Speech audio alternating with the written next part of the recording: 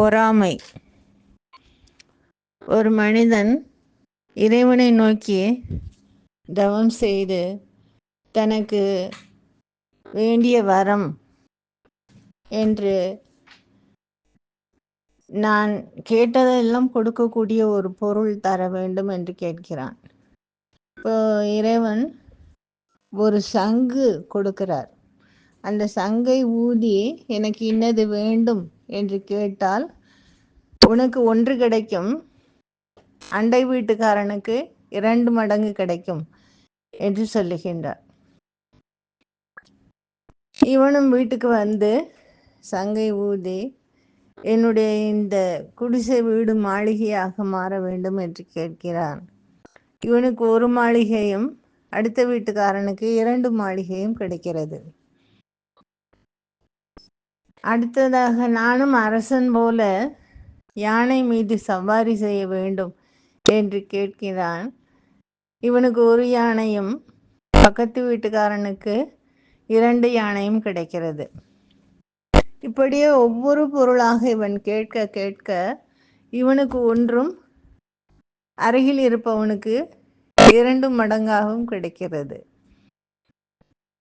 சில பொருள்களை கேட்கிற வரையிலேயே அவனுடைய மனதில் பொறாமை என்ற அழுக்காறு தீய குணம் தலை தூக்கி பார்க்கவில்லை. ஆனால்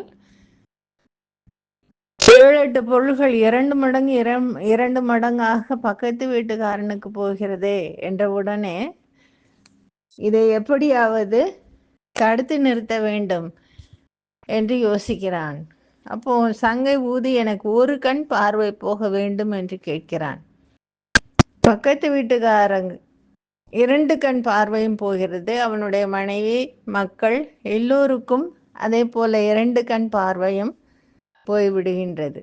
அப்போ அவர்கள் தட்டு தடுமாறி சென்று வழியிலே ஒரு பாழும் கிணற்றில் விழுந்து இறந்துபட்டு போய்விடுகின்றார்கள். அதனால மிகப்பெரிய பாவம் இவனுக்கு வந்து சேர்கிறது. இறைவனுக்கு கோபம், தான் கொடுத்த வரத்தை சரியான முறையிலே பயன்படுத்தாமல் இப்படி அடுத்தவர்களை அழிப்பதற்கும் அவர்களுடைய வீழ்ச்சியிலே தான் மகிழ்ச்சி காண்பதற்கும் இவன் முனைப்போடு செயல்படுகிறானே என்று தான் கொடுத்த அந்த சங்கை திரும்ப பெற்றுக்கொண்டு மறைந்து விடுகின்றார்.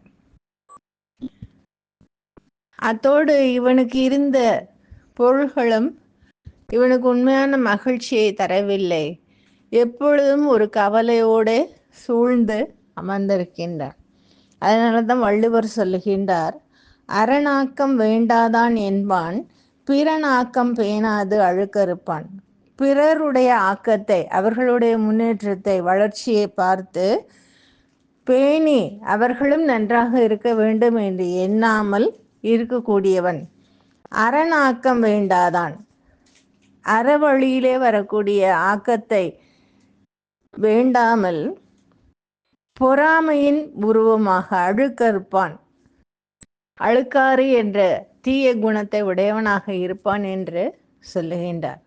எனவே அந்த அழுக்காறு என்ற தீய குணம் நம்மிடத்திலே அதனுடைய நிழல் கூட படாதவாறு இருக்க வேண்டும். அதற்கு எல்லாம் வல்ல இறைவன்தான் அருள் புரிய வேண்டும். பிறர் எப்படி இருந்தாலும், எந்த நிலையிலே இருந்தாலும், படிப்பிலோ செல்வத்திலோ அல்லது அவர்களுடைய தொழிலிலோ எந்த முன்னேற்றத்தில் இருந்தாலும் அவர்களை பார்த்து நன்றாக இருக்க வேண்டும். அவர்கள் என்ன புண்ணியம் செய்தார்களோ நன்றாக இருக்கிறார்கள், நாமும் அந்த நிலைக்கு முயன்று முன்னுக்கு வர வேண்டும் என்று நினைக்க வேண்டுமே தவிர, ஐயோ அவன் அப்படி இருக்கிறானே என்று வயிறெறிந்து மனதிலே துளி எண்ணம் கூட வரக்கூடாது.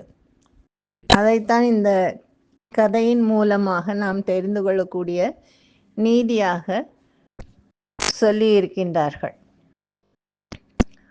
அழுக்காறு என்ற பொல்லாத குணம் நம்மை பற்றி கொள்ளாமல் இறைவன் அருள் புரிய வேண்டும் என்று வேண்டி கேட்டுக்கொண்டு நிறைவு செய்கின்றேன். நன்றி, வணக்கம்.